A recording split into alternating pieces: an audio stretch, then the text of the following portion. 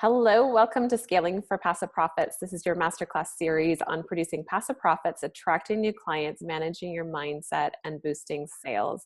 I'm your host, Christina Jandali, and today we've got Morgan Field, who's an award-winning intuitive life coach, Amazon best-selling author, founder of global sensation, the movement, Epic Sexy You. And she's got this superpower of bringing out your epic soul power. And that's what I'm super excited to dive in today. So thank you so much for joining us. Yeah, I'm excited to be here. Thank you so much. Yeah. So why don't you start off by telling us a little bit about your story? So I I worked my way up. I was in a corporate position. I worked my way up to the top of the ladder. And as I started expanding and awakening, I started to realize that some of my own soul gifts didn't have space and place in a corporate setting. Mm-hmm. Like I'm sure a lot of people can relate to that. Yeah. yeah, I was actually just talking to this with a one-on-one client today where I was in a position where I was doing sales and consulting. And I was, like I said, I was at the top of the company. So I had earned, or so I thought I had earned the right and the freedom to be able to make the strategic decisions that made sense for myself, for the business, for my clients. Yes. And I remember walking into meetings and having conversations with some of the leadership team and executives about the direction they thought that we should take with the client. And I said, I understand logically that feels or sounds or thinks like, the way for you to go. It's not. And they'd be like, well, what's your basis? What's your proof? What's your, and I'm like, it's intuitive. I just know that that's not the direction to go with this particular client. And I had had leaders in the past in the organization that would let me just run it and rock and roll, and I'd slay it, and it was amazing. That's why I kept getting promoted. And it was just, when you get to the top, it's like there was nowhere else to go. It was the position I had always wanted to be in, and I was in it. And I just felt like my wings, that's why I like to wear my feathers. I felt like my wings were being constricted, and I was like in this box and I couldn't fly. And I like to fly. I like to soar. I like to learn. I like to expand. I like to grow. And I just started remembering it didn't feel like how I thought it should feel at the top. And I started to realize, if I can't exercise my soul gifts in this community, in this space and place, which I was starting to awaken to towards the end of my corporate career, it was like, it was basically trying to be someone I wasn't every day, and or watching destruction happen because we would take the path that was the logical path that would actually damage the relationship with the clients. And then we would have like multi-million-dollar clients dropping off. So, it's like that balance between allowing yourself to, like, honoring yourself and and honoring the other people who are in the environment with you. So I am in a space now where I get to create my own business. I get to create my own project. I get to manage my own time. I get to decide what projects I say yes to, what projects I say no to, what individuals I decide to partner with on things. And I get to really intuitively feel my way through who I end up doing projects and partnerships with. So it's something that, so I am an intuitive. So it's something that anyone who is listening who is an intuitive will totally get that, and or anyone who's awakening. That's typically the type of people I work with in terms of business stuff. So I'm curious, when you decided to start your business and started to setting yourself free, so to speak, and allowing yourself to really step into those gifts, was it easy at first? Did you feel a little bit intimidated? Did you wonder what people were going to think? How did that go for you? Oh, I liken it to coming out. It's like, it's the fear of, I think the first people I sat down to come out to were my parents, and I remember I did it a couple years before I left corporate, but I remember sitting them down and explaining to them, okay, I don't know if you guys noticed this, but since I was little, I've always had visions. I've always seen things. I've always connected with other realms. And I said, I'm going to start talking. I'm going to start owning who I am. And I just wanted you guys to know that, because that might make some people uncomfortable. And then, you know, but it was still this small microcosm that it was happening in, or I would come out to a friend, you know, I'm intuitive, you know, I talk to souls, I can channel, and I'm a conduit for channeling spirit guides. And, you know, when I work with people, I can see their soul gifts, I can see their soul powers, and I can also see their human self, and I can see the gap.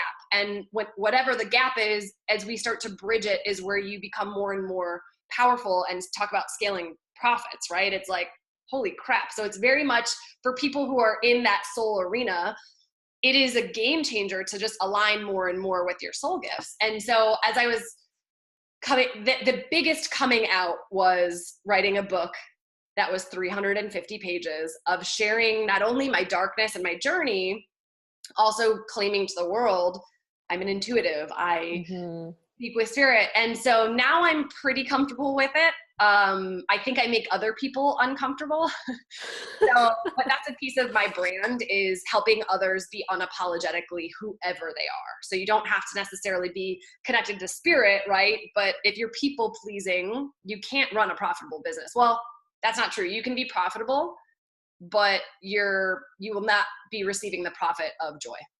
Absolutely. Okay, so let's dive into that for a moment, because I think that a lot of people that start their business or wherever they're at, I think people in that transformational journey tend to go through a phase of people pleasing, or going through a phase of, you know, being who they think that they should be, or putting on this brave face, or sounding like everybody else, because that must be the way to sound if I want to get anywhere with my business. And then you start getting, you know, a lot of these Me Too people online, and people sounding the same all the time. But when people have those massive breakthroughs and those big giant leaps, it tends to be when they really own themselves and their full authenticity. So what would you say to someone that is in that people pleasing stage, and they're kind of starting having this awareness about this, and know that there's this disconnect between the way that they're being, the way that they're showing up, and who they really truly know they are? One is, I would say eventually it will be painful enough that you'll change. So if you want to keep digging in that pain, that's fine. But there will come a day where you're burnt out, you're chasing your tail, you're going in circles, you're exhausted, you're depleted, you don't love being you. That's actually how I define success for myself, is how much time I spend loving being me. And I love that. I think we should repeat that. Yeah. So my definition of success is how much time I love being me. Yeah, that's huge. And so when I give myself permission to define it in that way, people pleasing, I don't love being me. And let me tell you, I'm years and years and years into this journey, and I still catch myself doing it. So I think that's the other thing too, is normalizing. We all do it. So you don't need to shame spiral. You don't need to judge yourself. I'm a life coach, and I still need a life coach, or love having a life coach. I think that's important too, right? It's like the most successful people I know have the support team to help mirror back when you are people pleasing, because it is sneaky. And I think another thing that happens with people pleasing, and a lot of the entrepreneurs that I work with, that I see, is, and I tell them to go on a comparison cleanse. Like, stop. Oh, I like that. A comparison cleanse. That's brilliant. Yeah. Like, stop comparing yourself to what everyone else in your industry is creating or doing, or, because that is where you get into trying to fit yourself into a mold instead of desire. I owe everything I create. Whenever, like, I was working with someone the other day on their marketing. I call it soul marketing, because I just have different you know, I figure out what is it that you actually want? What is the desire? And desires always change, right? And so it's really extrapolating that yummy desire, because everything we do has a frequency. Everything we do has an energy. And when we're excited as shit about the things we're creating, we give other people permission to be excited. But when we're creating things because we think we should, because we're comparing ourselves to other people, or because we think, oh, this person will like this, or this, oh, it won't trigger too many people, you're creating from up here instead of down here. And that's a lot of what I talk about in the book too, is living a life from your heart, from your desire. And there was actually, I'm working on the audiobook right now, and I was listening to something and I was like, oh, that's really good, because the book is written by channeling. So I can listen to it and be like, oh, that's yummy. And one of the things I said in it that I feel like is really relevant is using desire as the fuel for your GPS as you navigate the direction of your business. Yes. And I don't think enough of us give ourselves permission to do that. So what about, and I think this is a really big topic too, is talking about that desire, because so many of us, and I've certainly been there in the past, where you censor yourself. And sometimes we have to have this awareness of how we censor ourselves and censor our desires, because it maybe it's a big stretch. Maybe it's going in a different direction. And you think, like, I'm already so far, like you were talking about being in your corporate career, being so far down this direction, being at the top of the ladder, and then realizing, like, this is it. And then what do? Like that scary thing of actually making a change.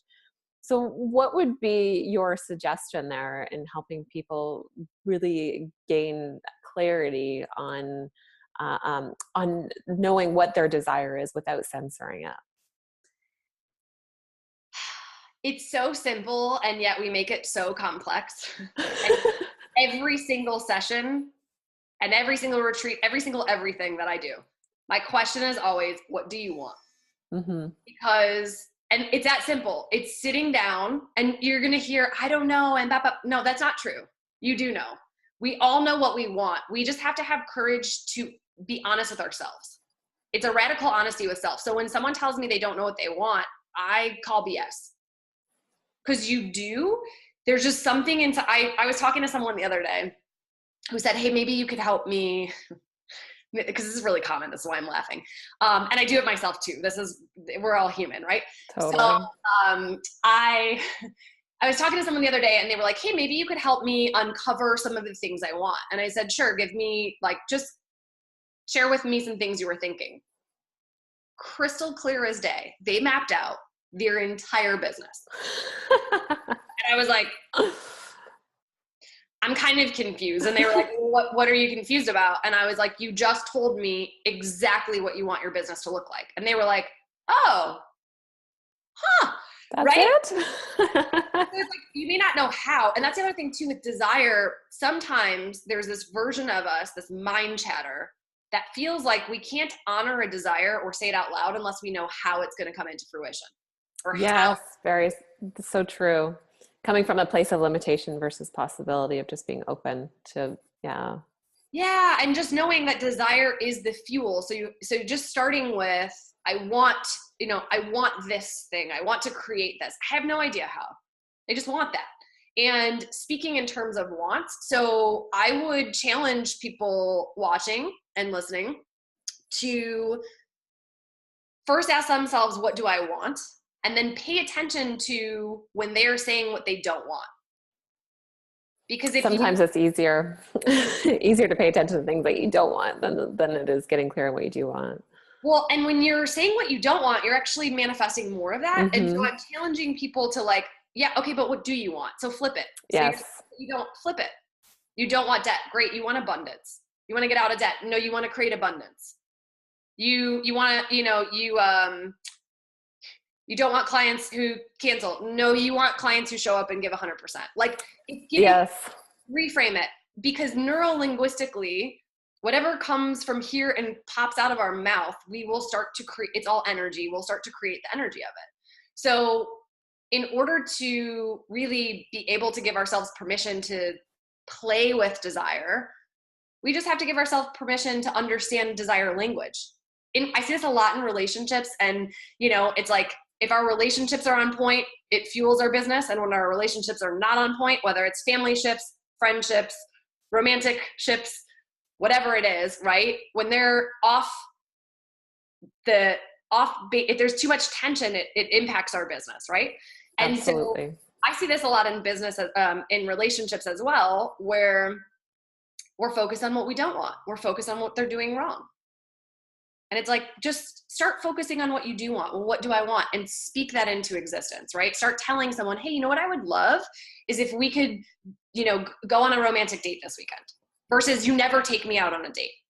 That's a huge difference. Totally different energy on those two. I think that's such a great example of being able to flip that and giving them the opportunity. So what about people that are like, okay, and you touched on this, is that people like, I don't know how. If I don't know how, maybe I can't do that. Maybe it's not possible for me. how can you help people release the how? A piece of it is continuously anchoring back to desire and intention. It's not a strategy. You don't need another strategy. It's re-anchoring back into desire, remembering why you want to do it. Because the thing is, there will be 2 million different hows. Absolutely. And if you focus too much on one how, or if you create a plan, you're going to get stuck and miss all these other hows that might be shortcuts, that might be just even more magical, even more yummy, even more brilliant than what your particular how was. And I see that a lot where someone picks a how and then a way easier how is presenting themselves, and they're not there. It's like they got the blinders up. Yeah, they don't even see it. And I'll mirror it out. And they're like, oh, I didn't notice that. It's like, yeah, because you're so, laser focused. So one is to help tame our mind to understand that when you are focused on that consumption, that consuming how, to stop and go, hold on a second. If I focus on this, I could potentially create a really long road for myself that's unnecessary and overcomplicate it. Yes. Because we have to get the brain on board. So I always have this I call it I call it the ninja mind. There's a version of our mind that genuinely is trying to assassinate our greatness and is trying to keep us small, safe, and comfy. And I have conscious conversations with that part of my mind. And that's a part of my mind that wants to come up with the how. Because it knows it can overcomplicate things. So I always separate it. I'm like, okay, ninja, what are you trying to tell me? I love this. Is such a good visual too, when you can actually sit there and have this conversation with this different part of yourself and recognize that it's not you. It's just a piece. And it's a piece of your mind that you can have that present conversation. I love that. I'm gonna try it out. I'm gonna talk to the ninja. So how does someone because you're talking about being intuitive and having the opportunity for that. What if someone is like, how do I honor that piece of me? How do I know what is that inspired idea? Or how do I know when I'm being led versus doing something based on sort of logic or something that's not necessarily inspired? How does someone know the difference? Two things. One is you'll feel the difference, because if you feel frustrated, if you feel irritated, if you feel exhausted, if you feel depleted, I talk about this. There's a whole section about this in the book because it's so relevant to everything we do in life. It's constricting. It's just, you'll feel the difference. When you're in your intuitive body, in your desire space, in your heart space, it feels really fueling. You feel inspired. You feel activated. It's like you've got all this energy, and everything you do creates more energy for everything you're going to do. And it's like you beam radiating from every orifice of your body, right? And so there's something that's really beautiful. You'll feel the difference. The other thing is there's this tiny window when you ask yourself a question. So if you're like, what do I want? There's this tiny window of time where that want slides out. And then the ninja mind or the but. So true. Yes. And so the thing is that whenever someone says to me, oh, I need help developing my intuition, I say, I don't think that's true. Especially, the divine feminine, there's a lot of intuitive nature in a divine feminine being, someone who's very, there's a lot of intuition in a masculine as well. It's just different. And so there's something about understanding that it's like everyone is hearing their intuition. It's just, we're not honoring it. We're not taking action on it. And so the reason I say the divine feminine is I've had so many women who've come to me and said, relationships as an example, come to me and said, I don't trust myself to pick a partner because, and maybe I'm not picking with my intuition. And I said, okay, your last partner, when was the moment that you realized that wasn't a good partner for you? And they're like, oh. Same thing with business partnerships. Same thing with business decisions. You say yes to things that we say yes to things, even in the entrepreneurial space, that we know we should say no to. But we say yes. Or vice versa. We say no to things that we actually want to do because True. we're busy saying yes to things that we didn't actually want to do, but we thought we should do. Yes, absolutely. There's an opportunity cost with saying yes to things that you don't want to be doing. An opportunity cost of taking away from what is. I think that's such a good point to make too, because we can get lost. It's easy to get lost and and in this, down this rabbit hole of all these things that we think we should be doing. And so I think that's wonderful of you bringing that. So what would you say is, when someone's, the topic of discussion and scaling for passive profits and helping somebody really open themselves up to more money flow and to creation, and where they don't feel like it's all about their time or that's associated with the value and the income they can charge. What do you think is some of like the shifts of awareness or mindset tweaks that people need to have in order to step into that, and to be able to step into more leverage in their business?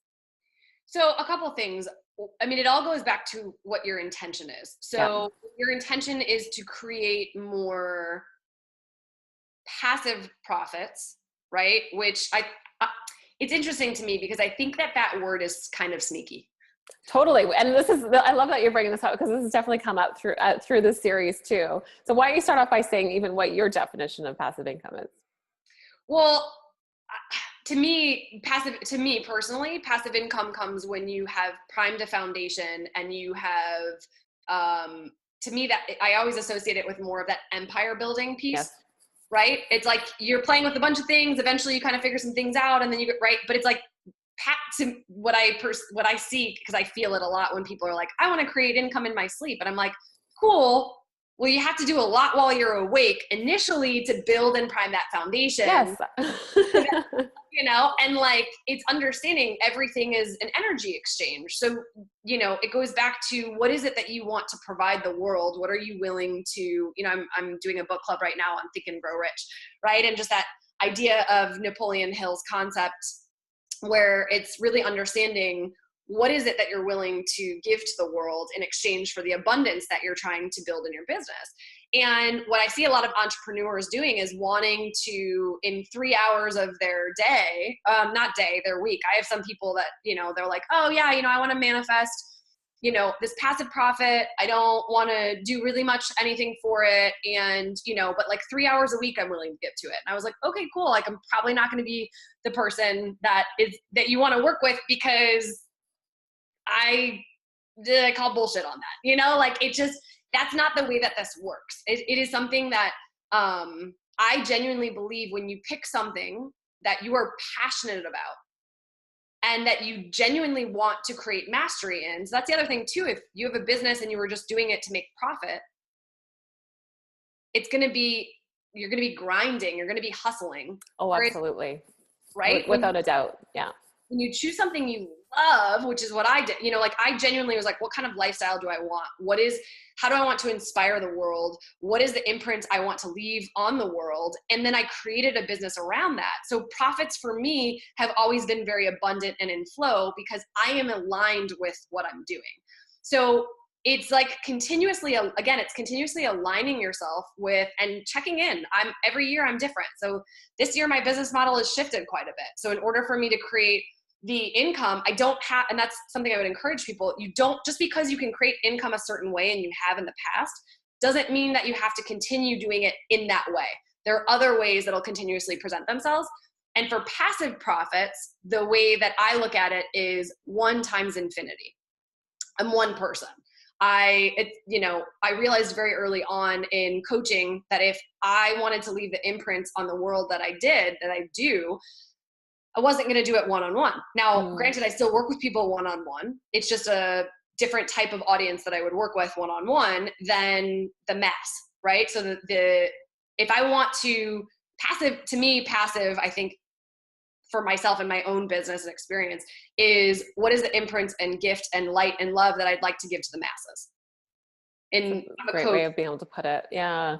So yeah. So I love how you're talking too about that. It's not about profit first, but it's thinking what is back to your desire, back to that vision that you have, back to where your come from is, and being able to create that in a way where you can reach more people, but still deliver that transformation, deliver your gifts to the masses versus having them more intimate, and that you can have both. And I think that's great too, giving people permission that whatever got them here, whatever they've been selling, whatever has been working for them now, doesn't mean they have to continue along that path. That's never, there's always opportunity and ability to be able to see and open things up in different ways. And I think that that's so big, because sometimes we can just get stuck, like we were talking about earlier, down a rabbit hole, tunnel vision, and miss out on those opportunities.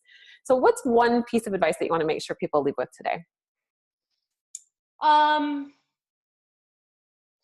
I would just say, and for the people who are, for some people this will relate, and for other people you can discard it, that's okay. There's something about continuously cultivating and harvesting your relationship with desire that for me has been the thing that has created the most abundance, because people can actually tell when you're having fun. People can tell when you're enjoying it. And when you love life, when you love what you're doing, when you're creating from a space of genuine desire and exhilaration and joy, people will be the right people in your tribe will be magnetized to you. So true. That's why I said, for some people, I'm not going to be their jam, and I'm totally okay with that. And for other people, they're going to be like, yes, I totally get this piece, right? The other thing I would say, because this is for scaling for passive profits, is understanding as you get to a certain space and place in your business, it's thinking about what can I create that I create it one time and it lives on infinitely. And that's why I wrote the book. Yes. That's why I am working on a lot of programs this year to be creations that will allow people to do it themselves from their own home, and will actually prime them for coaching with me one-on-one. It will prime them for coming on a retreat with me. So all of the things and lessons I've learned over the course of my business, I'm constantly leveraging to create something that I can do it once, and then it is something that lives on infinitely and forever, so that I don't have to be one-on-one with people. It's like, bringing me to the world that way, or rather bringing the world to me that way. Yes. I don't always have to be present. And that's something that's really, again, priming it in that desire energy, something that you really love versus something you think you should do because it'll make you money. Absolutely. There's so much wisdom in what you just said there. So I understand too, you've got a free gift to share. Do you want to tell us a little bit about it? Yes. So I'm going to do you guys will have access to a PDF where I will be sharing a little ebook, if you will, on different things to do in terms of some of the things that we talked about here, and just thinking about unleashing profits, unleashing the ability to scale your business, take yourself to the next level. So I'll be doing that. And then also I will be hosting a workshop in February. So the link will give you the information for what that is, but just a workshop to maybe answer some additional questions and different pieces so that we have a live ability to go back and forth with Q&A. Fabulous. So you guys can go pick that up at the link below. I think it should be below. Maybe it's off to the side, but on this area, you guys can go pick that up and make sure you do that. Get on board. And I encourage you guys to take one action step from something that you took in today, whether it's just taking a few minutes of having that quiet time and asking you that question about what it is that you want, but having that check-in with yourself. So thank you so much for coming on, Morgan. And be sure to tune back, you guys, for the next interview in the Scaling for Passive Profit series. Bye. Bye.